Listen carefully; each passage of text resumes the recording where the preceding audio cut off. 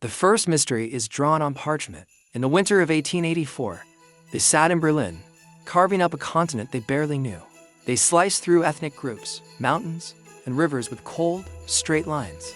The mystery is not how they divided the land, but why those artificial borders, designed only for administrative ease and resource access, continue to define national identities today, a ghost map dictating modern conflict.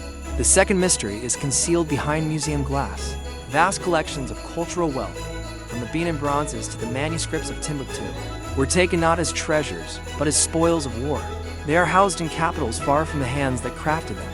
The mystery here is less about the crime of theft and more about the loss of lineage. What narratives, what spiritual truths, and what scientific knowledge were erased when Africa's historical memory was systematically emptied and locked away? What stories can never be told because the evidence lies thousands of miles across an ocean? The third and darkest mystery is counted in bodies. The relentless, horrific pursuit of resources, rubber, ivory, and minerals unleash atrocities so severe that the true human cost remains unquantified and often unacknowledged in Western history.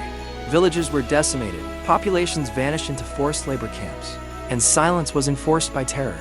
The core mystery is, given the sheer scale of the devastation and the immense fortunes built upon it, why does the history of colonial-era horror remain a footnote, rather than a central chapter in the story of global modernity? But there is a fourth, insidious mystery, perhaps the most damaging of all, the mystery of the erased narrative.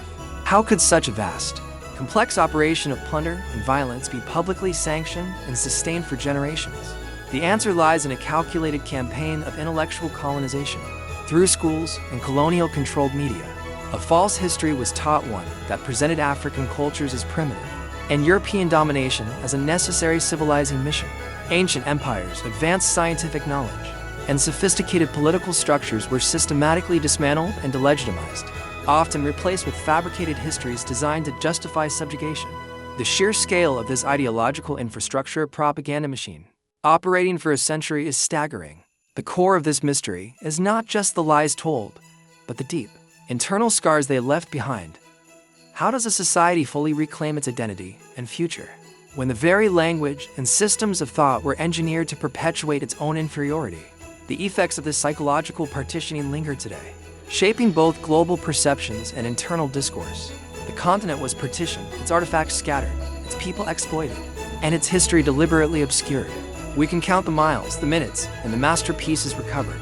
But when we look at the enduring legacy of division, erasure, exploitation, and psychological warfare that still reverberates across the continent today, we are left with the final, greatest mystery of all. Does the world know how much of its own foundation, its wealth, its power structures, its narrative of progress is built on the deliberate, continued forgetting of Africa's past suffering and its present strength? And if the truth were fully known, what would the world be obligated to do?